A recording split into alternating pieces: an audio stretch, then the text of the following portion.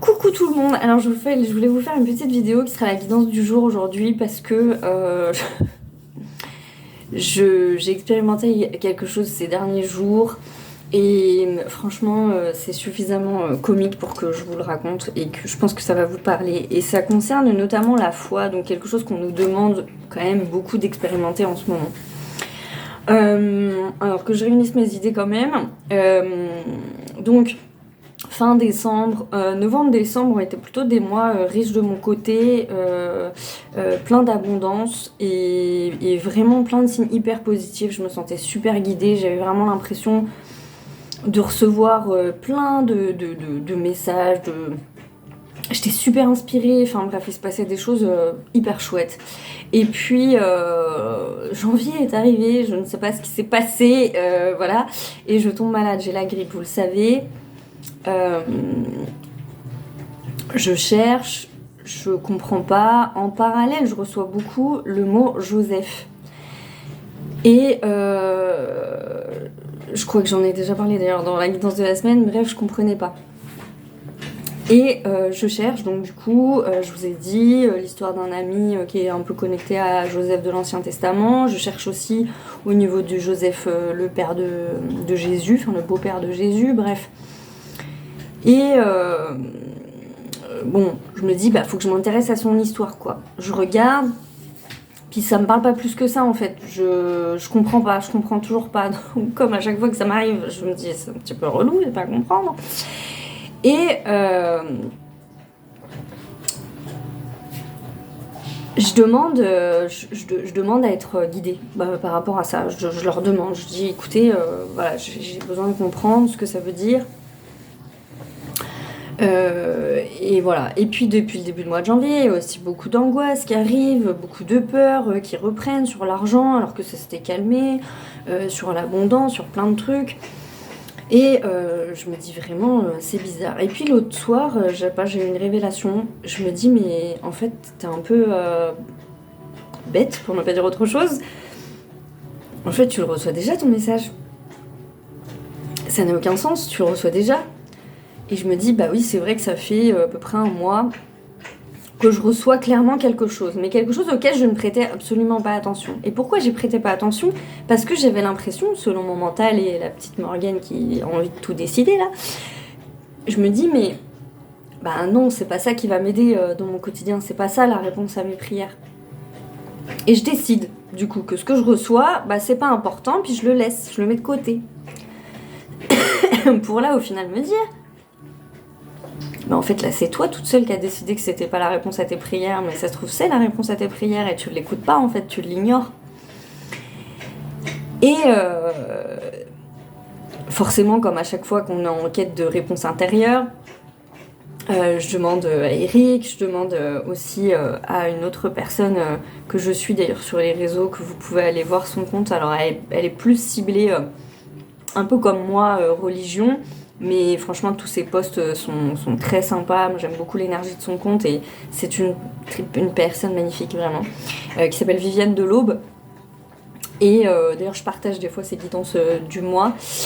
Et du coup, voilà. Et elle me rappelle quelque chose d'essentiel sur Joseph, quelque chose d'important.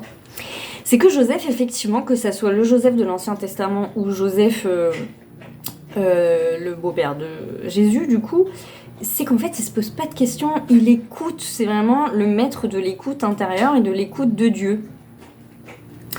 Joseph dans l'Ancien Testament, il transmet les significations des rêves que Dieu lui donne, il le dit d'ailleurs, il dit moi je vous transmets ce que Dieu donne, mais voilà, c'est pas moi, ça vient pas de moi, c'est juste une transmission en fait. Et il écoute Dieu tout au long de sa vie très sagement. Et Jésus, le beau-père de Joseph, le beau-père de Jésus, pareil. Quand l'ange vient le voir et lui dit maintenant tu vas t'occuper de Marie et tu vas t'occuper de son enfant, même si c'est pas le tien en fait. Tu vas en faire le tien, tu vas l'épouser Marie et voilà. Et puis après tu vas l'emmener en Palestine et tu vas les protéger tous les deux. Il se pose pas de questions en fait. Il se pose pas de questions. Il fait ce qu'on lui demande. Et je me suis dit mais et en fait, je cherchais un truc qui est sous mon nez depuis le début. On me demande juste de m'asseoir et d'écouter ce qu'on me dit. C'est tout. On me demande pas de réfléchir et de me dire oui mais c'est réalisable dans la matière ou c'est pas réalisable dans la matière. Oui mais ça c'est important. Mais non ça je le ferai plus tard. Mais pourquoi tu veux le faire plus tard? Nous on te dit de le faire maintenant en fait. Et c'est super important. Parce que c'est vraiment dans les énergies qu'on vit en ce moment. C'est-à-dire que là, je vous partage quelque chose que j'expérimente moi, mais c'est ce qu'on est tous appelés à expérimenter. Alors, je sais très bien, et vous le savez, moi, et d'ailleurs, vous voyez, je l'avais expérimenté déjà. Je me souviens plusieurs années en arrière quand j'avais demandé mais c'est qui mon ange gardien. J'étais dans des demandes qu'on fait beaucoup au début, mais c'est qui mon ange gardien, je veux connaître son nom. Et je voyais du Ismaël tout le temps. Et en ce moment, je revois du Ismaël, je vois du Joseph et je vois du Thomas. Vous remarquerez qu'à chaque fois, pendant un moment, c'était du Thérèse, je voyais du Thérèse partout. Donc moi, à chaque fois, je suis connectée à des figures qui sont très bibliques, finalement. Vous connaissez mon parcours, je vous l'ai déjà expliqué. Mon parcours est que, effectivement, la religion a une place très importante dans ma vie. Donc moi, j'essaie toujours de faire attention à mes propos parce que je sais que c'est pas tous votre cas en fait, vous n'êtes pas tous sensibles à ces énergies-là. Et moi, j'ai pas pour but de vous convertir ou de prêcher, c'est vraiment pas le but. Mais je vous ai déjà expliqué aussi que dans ma vision des choses, les religions elles sont transcendées. Donc moi ça passe par ce prisme, mais ça va beaucoup plus loin encore que ça. Et donc moi forcément je vais parler beaucoup de Dieu très facilement, ces références, moi je demande pas à l'univers, je m'adresse à Dieu quand je le fais. Mais au final pour moi c'est la même chose. Donc essayez de transposer ma problématique à vous, comment vous voyez les choses. Normalement il ne devrait pas y avoir de problème, vous devriez pouvoir faire le pont. Donc on nous demande vraiment d'écouter, que ça soit Dieu ou l'univers. Mais le problème, c'est que ça vient se rattacher à notre mental. C'est ça le souci. C'est qu'on nous a pas appris à écouter. D'ailleurs, assez instinctivement, y compris moi d'ailleurs, me dit je vais pas faire tout ce qu'on me demande comme ça bêtement. Genre Dieu, il me demande de me jeter du 3e étage, du coup je le fais. Vous voyez, il y a un espèce de truc comme ça qui... On va pas forcément se le dire mentalement au premier coup d'œil, mais quand même... Ça travaille en fond de cale à l'intérieur de nous, on se dit oui mais non, parce que si jamais j'entends quelque chose qui est différent de ce que je pense par exemple, je vais quand même pas obéir aveuglément, je veux dire, vous voyez cette espèce de notion d'obéissance que la religion a quand même beaucoup véhiculée et qui du coup est rattachée d'un égrégore assez négatif où on se dit finalement... alors aussi parce qu'il y a beaucoup de croyants qui le véhiculent de manière un peu particulière, mais quelles que soient les religions au demeurant, mais ça vient faire travailler ça chez nous. Et comment dire, c'est vraiment quelque chose qui est là pour nous détourner parce que très concrètement, si je suis très honnête avec vous, jamais j'ai entendu quelque chose qui n'allait pas dans le sens de mes valeurs. Alors oui, parfois, les chemins, ils sont surprenants. Oui, parfois, ça m'oblige à sortir de moi-même, comme je vous expliquais parfois, où j'entends que je dois aller faire certaines choses. Et au final, moi, ça me saoule parce que ça va m'obliger à aller dépasser quelque chose à l'intérieur de moi que j'ai pas envie, comme je vous avais expliqué par exemple en créant cette chaîne. Moi, j'avais pas forcément envie de faire ça, j'avais pas envie de montrer ma tête, j'avais pas envie... Et on va aller plus loin même, être médium, ça n'a jamais été un objectif de vie pour moi, vraiment. Au tout début, quand j'entends très clairement dans ma guidance et que je reçois... Donc je disais, j'ai fait une coupure parce que Snoop avec son machin, ça m'agaçait. Je sais plus où j'en étais. Oui, donc je disais, effectivement, jamais on m'a demandé de faire des choses qui ne me ressemblaient pas. Mais quand je reçois vraiment cette guidance de me dire non mais si là clairement c'est médium, faut y aller. Moi j'ai pas envie d'y aller. J'ai pas envie d'y aller parce que j'ai toujours eu un rapport à la normalité qui était très important. Comme quand j'étais petite, j'avais une mère un petit peu hors norme qui répondait jamais dans les cases finalement. Pour moi, c'était très important d'avoir une vie très lisse.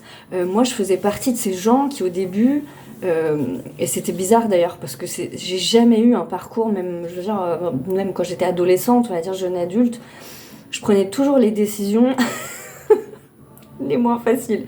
Toujours je prenais le chemin où il y avait des cailloux et des problèmes, moi, toujours. J'ai toujours fait ça.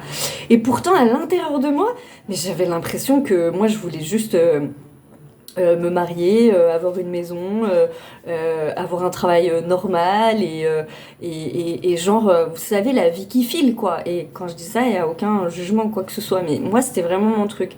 Mais à chaque fois que je choisissais, que je prenais des décisions dans ma vie, vous pouviez être sûr que c'était pas du tout ce chemin-là que j'empruntais. Hein.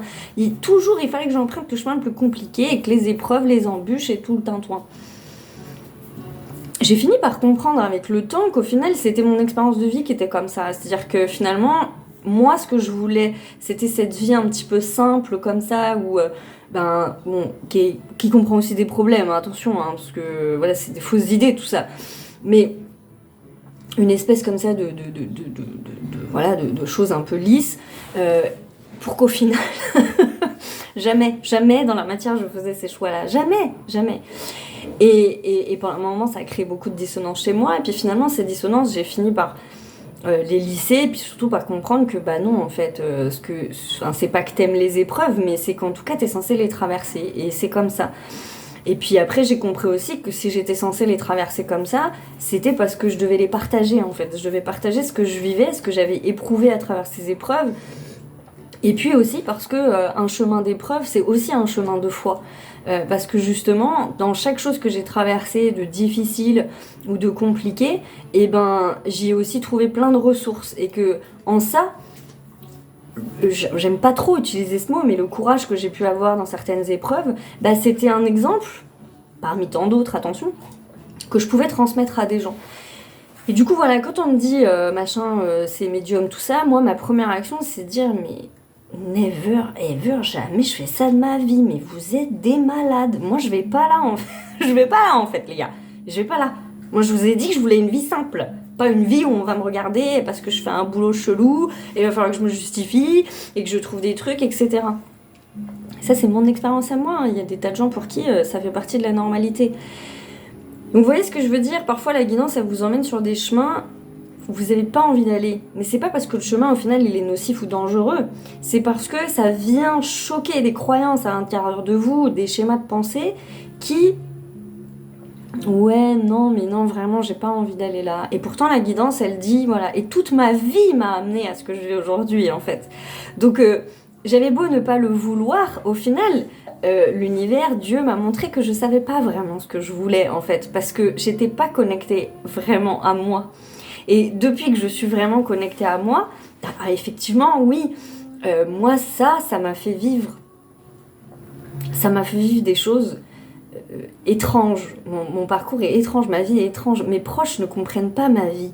Vous pouvez pas savoir le nombre de fois où les gens qui m'entourent, et pourtant ils m'aiment, hein, là je vous parle de gens qui m'aiment vraiment et qui sont adorables, hein, mais qui des fois doivent se dire pourquoi elle fait ça, pourquoi elle fait ça, pourquoi elle choisit ça, pourquoi... Qu'est-ce qu'elle fait. Et ils m'aiment, alors du coup ils restent, ils m'apportent leur soutien, ils m'aident, mais ils comprennent pas. Voilà. Et moi, bah, j'ai toujours été comme ça, donc du coup j'ai toujours finalement écouté. Et là, ce qu'on me demande, c'est encore un pas supplémentaire dans cette foi, encore un truc supplémentaire de se dire si, mais va jusqu'au bout, même si tu comprends pas. Nous on sait parce qu'on a les tenants et les aboutissants. Mais ça vient faire travailler ces choses d'obéissance, d'écoute, mais de se dire, bah oui, mais vous allez m'emmener où exactement ? Parce que, bon, moi je veux bien vous écouter, mais finalement, nous, petits êtres contrôlants, qui avons besoin de savoir tous les tenants et les aboutissants avant d'aller quelque part, et ça j'en ai déjà parlé, mais on peut le constater beaucoup. Moi j'entends beaucoup de gens dans les relations amoureuses me dire non mais j'ai envie d'y aller mais je sais pas parce que bon, et si c'est pas la bonne personne, jamais vous aurez une confirmation que la personne avec qui vous êtes c'est la personne de votre vie. Jamais, il y a personne qui fait ça, ça n'existe pas. Ça c'est un truc qu'on nous vend, qu'on nous a appris, je sais pas d'où ça vient, mais vous savez pas, quand vous vous mettez en couple avec quelqu'un, vous faites un pari. La vérité, vous faites un pari. Peut-être ça va durer 10 ans, peut-être ça va durer 6 mois. Toujours est-il que vous y allez. Et pourquoi vous y allez ? Parce que vous avez foi en cette histoire. Tout simplement. et vous vous posez pas de questions, en fait. Et bien là, c'est exactement la même chose, mais à une échelle, j'ai envie de vous dire, plus sûre d'ailleurs, parce que très concrètement, Dieu m'a moins souvent trahi que les hommes avec qui je suis sortie.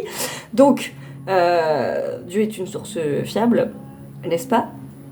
Et hyper bienveillante. Et hyper bienveillante. Et là, ça vient vraiment se rattacher aussi à une croyance qu'on peut avoir que, oui, d'accord, l'univers, il est bienveillant, d'accord, Dieu est bienveillant, mais bon, pourquoi on vit toutes ces épreuves? Et pourquoi il y a la guerre? Et pourquoi... Et bien précisément pour ça, parce que moi je me suis rendu compte à plein de moments, mais à plein de moments, même la famille dans laquelle on m'a mis, que j'ai choisi, mais bon, que Dieu aussi a choisi pour moi, dans ce contrat implicite, tout a un sens et tout a une explication. Je serais pas la Morgane que je suis aujourd'hui si j'avais pas traversé les épreuves que j'ai traversées. Donc oui, sur le moment, je l'ai vécu comme des injustices, oui, sur le moment, j'en ai beaucoup souffert, et ça m'arrive encore d'en souffrir. Mais finalement, il y a un sens et il y a une raison. Même jusqu'à aujourd'hui, maintenant que j'ai mon fils, je me rends compte que tout ce que moi j'ai traversé enfant, ça va lui servir à lui. Vous voyez comme quoi, il y a vraiment... Les choses sont imbriquées, mais quand on le vit, nous, on ne peut pas comprendre le sens global de tout ça. Et ce qu'on nous demande aussi dans cette histoire de lâcher le contrôle, c'est de se dire, la globalité du plan, vous ne l'avez pas. Et c'est pas... ils le détiennent pas par simple pouvoir sur nous. C'est juste que on doit faire cette épreuve de suivre le chemin en étant profondément guidé par quelque chose qui nous dépasse largement.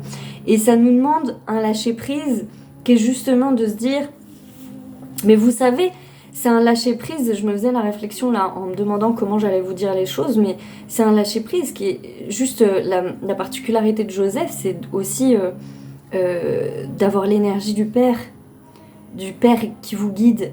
Et quand on est enfant, ben on suit ses parents avec cet amour. Alors là, vous allez me dire, ça va faire encore travailler les croyances. Hein. Bah oui, mais bon, quand on a eu des parents maltraitants, du coup, effectivement... Alors là, on va imaginer qu'on est vraiment dans le cas où on a un parent, l'énergie de ce Père Céleste, ou de cette mère d'ailleurs, hein, parce que peu importe, hein, les deux énergies sont similaires pour le coup, qui vous guide avec beaucoup, beaucoup d'amour. Et forcément, ce qu'on vous dit, ça vous demande pas de faire des choses qui ne sont pas vous, ça vous demande suffisamment de flexibilité pour vous laisser vivre des expériences que peut-être votre petit moi personnel ne s'autoriserait pas à vivre. Est-ce que ma vie, elle est plus riche aujourd'hui depuis que je m'assume différemment? Ben, elle a pris une autre couleur, très nettement. Et c'est venu répondre à quelque chose que je portais en moi, mais que je reconnaissais pas vraiment, c'est cette notion de liberté. Ben oui, je me sens excessivement libre. Parce que, en m'assumant médium, vous mettez le mot que vous voulez, vous savez que j'aime pas ces appellations, mais en me mettant sur ce chemin, et ben tout d'un coup, c'est comme si on m'avait offert de la liberté. Et la particularité avec la liberté, c'est que ça coûte. Mais ça coûte, ce que ça coûte, c'est la superficialité. C'est-à-dire ce que ça me coûte, c'est le regard des gens. C'est d'être un peu plus isolée, peut-être, que si j'avais un travail lambda. Mais là où je suis isolée, eh bien, j'ai une autre forme de reconnaissance et j'ai d'autres connexions beaucoup plus fortes et beaucoup plus riches avec des gens. Ça, je vais pas me renouveler, mais je vous l'ai déjà dit et encore merci pour ça. Ça va me coûter d'anciennes croyances, d'anciens schémas de pensée qui me faisaient penser que c'est par cette voie de normalité, c'est par cette voie de simplicité à des moments, parce que y a quand même quelque chose qui est très clair, c'est que entre la conscience et la non-conscience, oui, il y a une question de simplicité. C'est beaucoup plus facile de ne pas être conscient des choses, parce qu'à partir du moment où vous en êtes conscient, quand vous n'êtes pas conscient des choses, vous pouvez faire du mal à un enfant, vous pouvez faire du mal à un animal, vous pouvez... y a plein de choses que vous pouvez faire parce qu'en fait vous comprenez pas. À partir du moment où vous comprenez qu'un animal souffre, ça devient vachement difficile de lui faire du mal. Ça devient, votre conscience, elle est pas bien, quoi. Il y a quelque chose qui est, vous voyez. Donc oui, il y a une certaine forme de simplicité dans le fait de pas être conscient des choses. Et parfois, on a envie de pas être conscient des choses parce que c'est fatigant d'être en conscience de tout. Et que des fois, on se dit, du coup, on peut plus rien faire. Voilà, alors je peux plus mal manger, je peux plus, voilà. Parce que pour la nourriture, c'est pareil. C'est beaucoup plus simple d'aller à McDo tous les jours que de se faire à bouffer. On va pas se mentir non plus. C'est tellement plus simple. Mais c'est tellement plus mauvais pour la santé et pour la planète de manière générale. Bon, tous les jours de notre vie, on doit faire des choix comme ça, qui nous sont propres. Et on est loin tous d'être parfaits, on fait ce qu'on peut à notre échelle. Je fais une petite digression, mais pour moi, tout va dans le même sens en fait. Et si je devais terminer avec une seule chose, c'est vraiment essayer de voir là où il y a des blocages sur le pourquoi vous avez du mal à écouter. Parce que très souvent, vous verrez qu'en fait, c'est teinté de croyances, qui vous appartiennent souvent pas d'ailleurs, soit qui sont religieuses, soit qui sont familiales, parfois qui sont les deux, parfois qui sont sociétales, parce que même dans la société, on n'est pas éduqué... Enfin si, on est éduqué à écouter la voix de la matrice, toujours la même. faut obéir au système. Et le système, il privilégie pas la liberté et il privilégie pas l'individualité. Il privilégie toujours... il privilégie une certaine forme d'individualité, mais pas l'individualité au service du collectif. D'accord ? On doit travailler pour soi, sans écouter l'extérieur. Or là, cette voix, elle va parler autrement. Elle va pas justement... elle va pas justement aller dans le sens de l'individualité pour soi. Elle va aller dans le sens d'une individualité tournée vers l'autre. Et c'est précisément ce que moi j'expérimente, je vous l'ai déjà dit. Moi j'ai toujours fait partie de ces gens, comme certainement bon nombre d'entre vous. Avant d'être médium, j'étais toujours celle qui aidait les autres. Toujours. Un autre truc qui m'a gênée quand on m'a dit si c'est bien le chemin, je me suis dit non mais moi j'ai pas envie d'aider les gens, moi c'est bon, je viens de passer toute ma vie à les aider, je suis pas remerciée, j'en ai rien à faire. Enfin, c'est bon, ça va quoi. Chacun sa merde et Dieu pour tous. Hein. Moi, j'étais dans cet état d'esprit-là quand même. Donc, bon, voilà. Et ça, on me l'a fait déconstruire. On me l'a fait déconstruire. Vraiment. Parce que c'est traître d'aider les gens, de manière générale dans la vie. C'est traître si on a des attentes derrière. Des attentes conditionnées, des attentes de retour, etc. etc. Quand t'intègres que... c'est ta mission, c'est ton essence. T'es pas là pour qu'on te remercie, t'es là pour transmettre. T'es un outil. Même cette définition-là, elle peut être gênante pour certains. Moi, j'aime bien dire ça parce que je le vis comme ça. Je l'ai toujours vécu comme ça, c'est-à-dire pour ça que je voulais pas montrer ma tête, parce que j'estime vraiment que ma personne, je vous l'ai dit 1 milliard de fois, ma personne, Morgane, elle est pas importante, on s'en fout de qui je suis. Je devrais pouvoir vous parler en cachant mon écran, sans montrer mon visage, et ça devrait vous suffire. Sauf que on fonctionne pas comme ça. Je dirais même moi, la première, quand je regarde des gens sur YouTube, en vrai, on aime bien connaître les personnes. Et puis voilà. Et puis en même temps, je vous dis ça, je suis pas importante. Et en même temps, mon parcours de vie, il peut apporter à certaines personnes. Donc, il y a une partie du personnage Morgane qui est importante dans le processus. Mais pour le reste, moi, je suis juste un outil, je transmets des messages. Point barre, en fait. Ça s'arrête là. Et ça m'a jamais posé de problème de me définir comme un outil. Alors que pour certaines personnes, ça vient faire travailler l'ego, parce qu'on se dit, non, mais si je suis qu'un outil, ça veut dire que j'ai pas ma place en propre.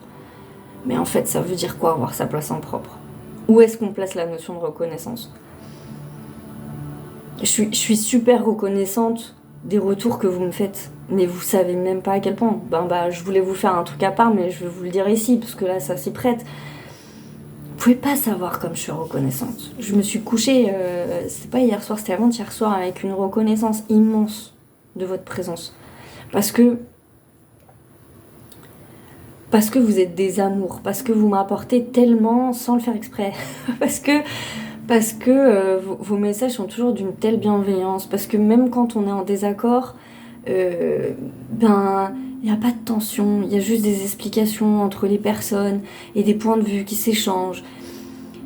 Et c'est fait avec une telle paix que c'est agréable, moi qui ai toujours été plus ou moins en train de me battre avec les autres. Et, et chacun de vos partages, chacune qui sont des confirmations pour moi, donc qui m'apportent une forme de reconnaissance. Hein. Quand je fais le jeudi des questions, d'ailleurs je vous mettrai l'encart tout à l'heure, mais quand je fais des guidances de la semaine et que vous faites de retour, c'est ce que vous m'amenez des confirmations.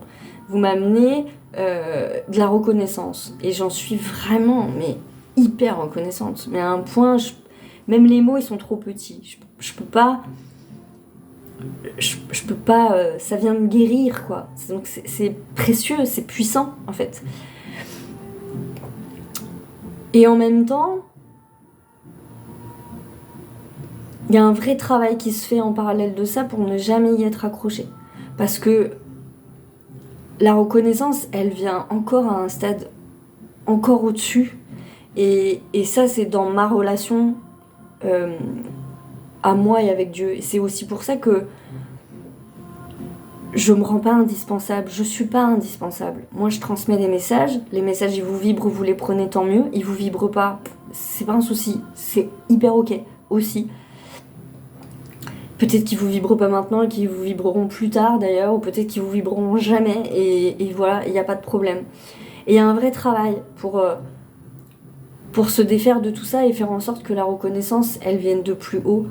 Aujourd'hui, c'est vraiment un plaisir pour moi d'être un outil, même s'il y a encore de l'ego qui travaille sur ces questions-là, parce que je pense quand même que c'est un cheminement qui prend du temps, quand même, parce qu'encore une fois, on est baigné dans une forme de reconnaissance, et ça je le sais, parce qu'à chaque fois que j'ai des désabonnements ou que j'ai des commentaires pas cool, ce qui heureusement arrive rarement, mais qui arrivent, bah, je suis atteinte. Et dans ces cas-là, je sais que j'ai de l'ego. Parce que ça devrait rien me faire en fait, ça devrait pas me toucher. Parce que finalement, bah, les gens qui commentent et qui sont pas cool, bah ouais, parce qu'ils sont pas d'accord, et puis bah c'est pas grave en vrai, on s'en fout. Donc c'est vraiment un travail qui se poursuit. Mais dans cette écoute, j'ai toujours eu énormément de cadeaux globaux qui viennent de vous, qui viennent d'une autre manière. Mais à chaque fois que j'ai écouté Dieu, que j'ai écouté l'univers, que j'ai écouté cette voix intérieure, j'ai toujours vécu de très belles expériences. Et c'est ce que j'expliquais à mon fils ce matin, parce que c'est très compliqué dans son parcours de se laisser aller dans cette relation à Dieu. C'est très compliqué. Et il y a beaucoup de mal. Et pourtant, je l'ai pas... avec son père, on l'a pas nommé n'importe comment. Parce que Caleb, dans la Bible, c'est aussi quelqu'un qui a énormément écouté Dieu et qui avait une foi tellement forte que il s'est pas posé de questions. Il a écouté en fait. Il a écouté. Et toute sa vie a été guidée par Dieu. Vous voyez qu'on n'a pas choisi son prénom par hasard quand même. Et du coup voilà, je voulais vraiment vous passer ce message parce que je crois que c'est important en ce moment. Donc si vous avez des blocages à écouter, ben demandez-vous qu'est-ce qui bloque finalement dans cette notion de j'écoute, j'ai une foi pleine et entière et je me pose pas de questions. Et sinon, si vous n'avez pas de problème, eh bien écoutez, continuez de vous écouter, continuez, faites-le sans compter et allez où le vent vous porte vers les expériences que vous êtes censés vivre et qui vont peut-être vous déstabiliser, sûrement même, mais qui auront un sens inouï, si c'est pas sur le moment, plus tard. Voilà. J'espère que cette vidéo vous aidera, vous fera un petit peu de bien en tout cas. Et bah voilà, je vous souhaite une très belle journée. Et puis bah là, on se retrouve, je pense, maintenant pour la guidance de la semaine qui devrait sortir samedi, si tout va bien. Et qu'il n'y a pas d'événement intercéleste, comment dire, qui viendrait changer le plan. Voilà. Je vous embrasse bien fort et je vous souhaite une très belle journée.